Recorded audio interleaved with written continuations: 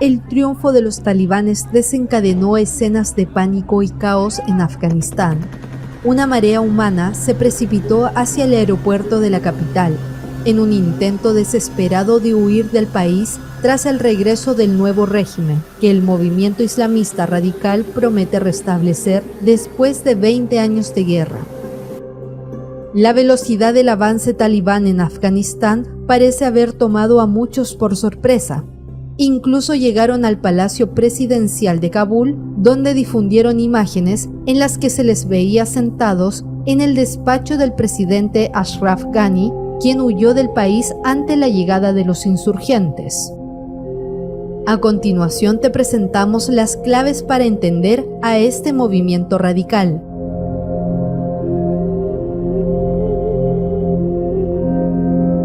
Los talibanes, un nombre que puede traducirse por estudiantes del Corán, es un grupo armado integrista que toma forma a principios de los años 90 en la frontera de Afganistán con Pakistán. Los talibanes estaban formados por excombatientes de la resistencia afgana, conocidos colectivamente como muyahidines, que lucharon contra las fuerzas invasoras soviéticas en la década de 1980. Su objetivo era imponer su interpretación de la ley islámica en el país y eliminar cualquier influencia extranjera.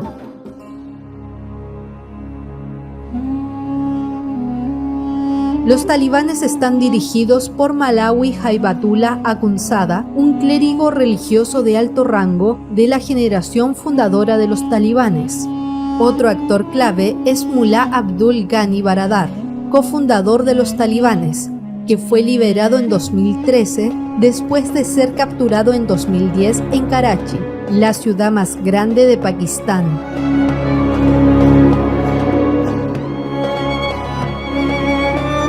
Han tratado de presentarse a sí mismos como diferentes del pasado. Han afirmado estar comprometidos con el proceso de paz, un gobierno inclusivo y dispuestos a mantener algunos derechos para la población femenina. El portavoz de los talibanes, Sohail Shahen, dijo que las mujeres aún podrían continuar su educación desde la primaria hasta la superior. Eso contradice las reglas durante el pasado gobierno de los talibanes entre 1996 y 2001. También dijo que diplomáticos, periodistas y organizaciones sin fines de lucro podrían continuar operando en el país. Pero a muchos les preocupa que el regreso al gobierno de los talibanes sea un regreso al Afganistán de hace 2 décadas, cuando los derechos de las mujeres estaban severamente restringidos. Las mujeres solo se aventuraban a salir si tenían un permiso por escrito de los hombres y, por supuesto, tenían que llevar la omnipresente burka. Las librerías eran saqueadas regularmente en busca de ilustraciones y cualquier librero culpable era azotado. La mayoría de la gente huía de la ciudad si podía y la mayoría de las tiendas estaban cerradas.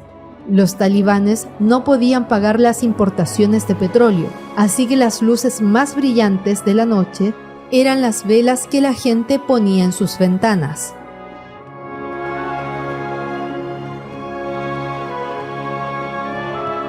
El origen del conflicto se remonta a 1989, cuando los muyahidines consiguieron derrocar el gobierno comunista que la Unión Soviética había instaurado en el país en 1979. Lo lograron con la ayuda de países vecinos como Pakistán, pero también con el apoyo de Estados Unidos, que actuó movido por el contexto de la Guerra Fría. A principios de la década de los 90 comenzaron las discrepancias entre las diferentes facciones afganas, que finalmente cristalizaron en 1996 con la toma del poder por parte de los talibanes. En ese momento se instauró un régimen basado en la interpretación rigurosa del Islam.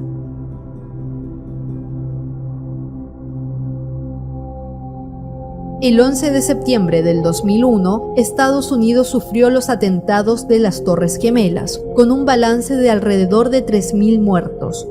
Washington culpó del ataque a la red terrorista Al-Qaeda, liderada entonces por el saudí Osama Bin Laden. El gobierno del presidente republicano, George W. Bush, declaró la guerra al terror y a sus santuarios y lanzó una ofensiva, Operación Libertad Duradera, contra las fuerzas talibanes. Bin Laden fue localizado y abatido por las fuerzas especiales estadounidenses en mayo de 2011 en la localidad de Abbottabad, Pakistán.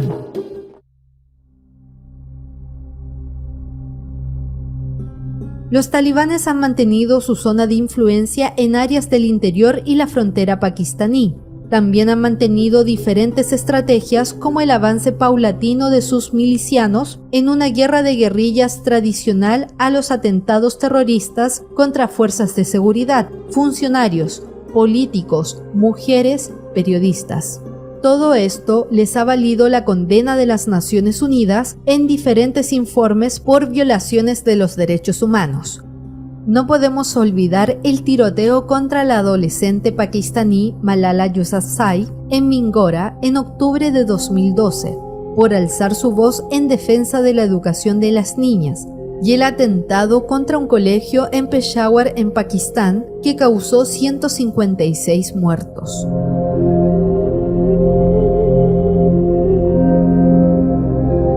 El 29 de febrero de 2020, Washington firmó un acuerdo histórico con los talibanes que preveía la retirada de los soldados extranjeros a cambio de garantías de seguridad y la apertura de negociaciones.